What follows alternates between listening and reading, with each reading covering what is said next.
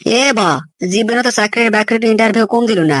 আজকে তোর কাকার কাছে চাকরির ইন্টারভিউ না, ভালো করে দেশ বাবা। তোমার যে কথাবার্তা আব্বা, আমি কি চাকরির ইন্টারভিউ কি খারাপ দেই? এতদিন যত চাকরি ইন্টারভিউ দিছি সবই ভালো করে দিছি, কিন্তু চাকরি করতে বাবা টাকা পয়সা লাগে। তুমি টাকা পয়সা দাও না দেখে তোমার চাকরি হয় না। এ সোনা কয় কি রে, ছোট থেকে তো বড় করেছি, এখনো টাকা পয়সা ঢালাইছি, তাও কোষ টাকা ঢালিনি। মানে এখন তুই জিঙ্কা করেই হোক চাকরি পাবো, চাকরি না পেলে হানি কলম ঠাস করে মারা খাবো, বুঝছো?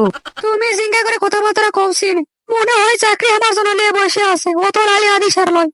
আব্বা তুমি কিন্তু আমার পেছনে মেলা টাকা ঢালিছেন, আমি কিন্তু অস্বীকার করিনি। ওই জন্য আমার গার্লফ্রেন্ডে কতগুলো টাকার মার্কেট করে দেওয়া পারিছি।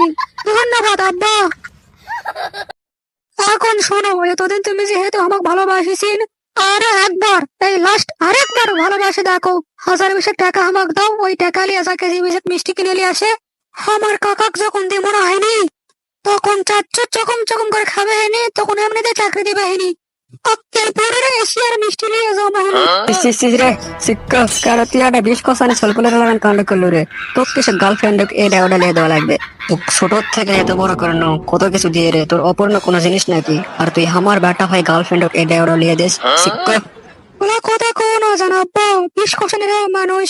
এখন শোনো, তুমি যদি এখন টাকা পয়সা না দাও, তাহলে এনি টাইম আমি কিন্তু খারাপ হয়ে যাবো। আমি কিন্তু পাতি না আব্বা, আমি কিন্তু গাঁজাখোর, বুঝো একবার। এ সোনা, এ তুই কি করলো রে? বাপের সামনে তুই কোষ গাঁজা খাস? দেরি কর তো।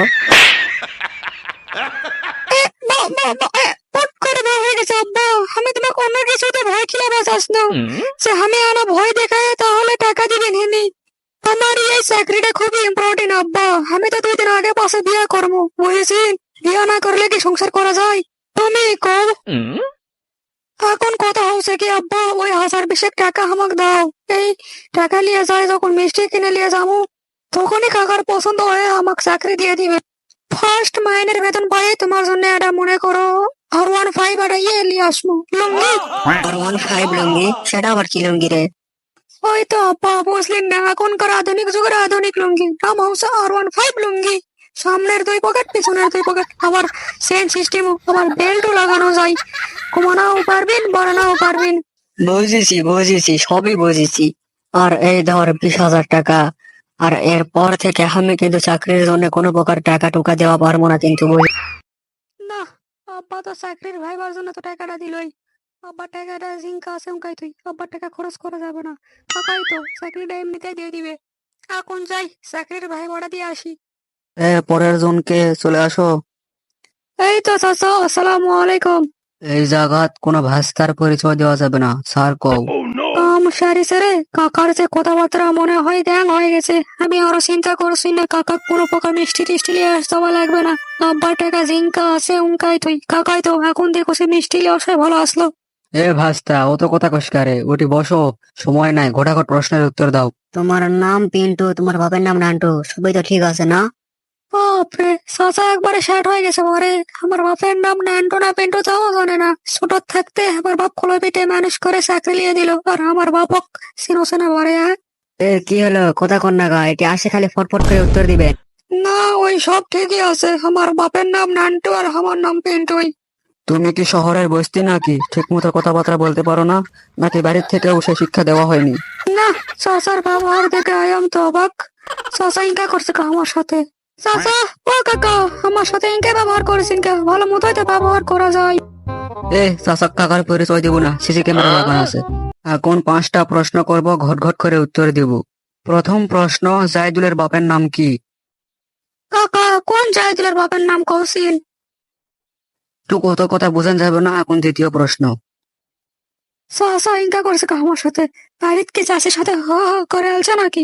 ও চাচা, বাড়িত কি চাষের সাথে ঝগড়া করে আলছেন নাকি? কোনো সমস্যা নেই, দরকার পড়লে আপনার করেনা বিয়ে করাবো। চাকরিটা আমাকে খালি একবার দেন, কি করি? এ সাংরা, তুমি ইন্টারভিউ দিবা আসা আশেপাশে কথা কোন কৃষক? তোমাক দ্বিতীয় প্রশ্ন করবো না, একবার তৃতীয় প্রশ্ন করবো।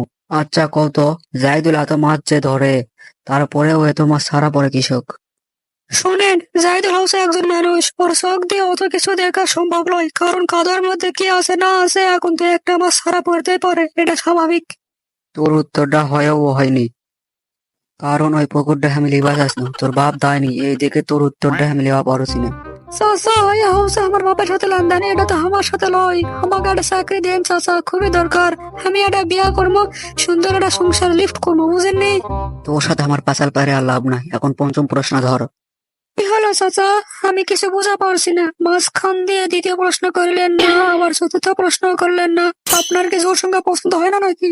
আচ্ছা, তোর প্রশ্ন হচ্ছে কি, জাইদুলের পুকুর কয় শতক?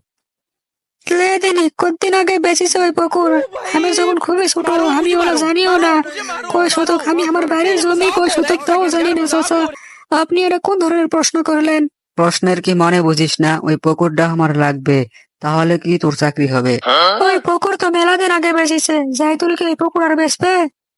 তুই লাখ 20 টাকা আমাকে দে, জিঙ্গা করে ওই পুকুরটা আমি নিবো। তুই কি করলি? লাখ 20 টাকা নেবো নাকি?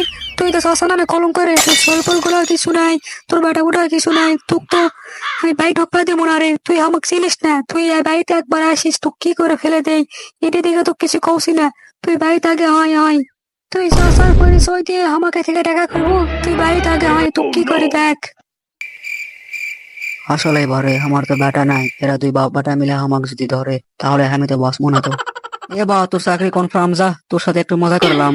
তাতে সোজা আঙ্গুলে তো ঘেয়ে উঠলো না, আঙ্গুলটা একটু বাঁকা করলাম, চাকরিটা পেয়ে গেলাম। ধন্যবাদ।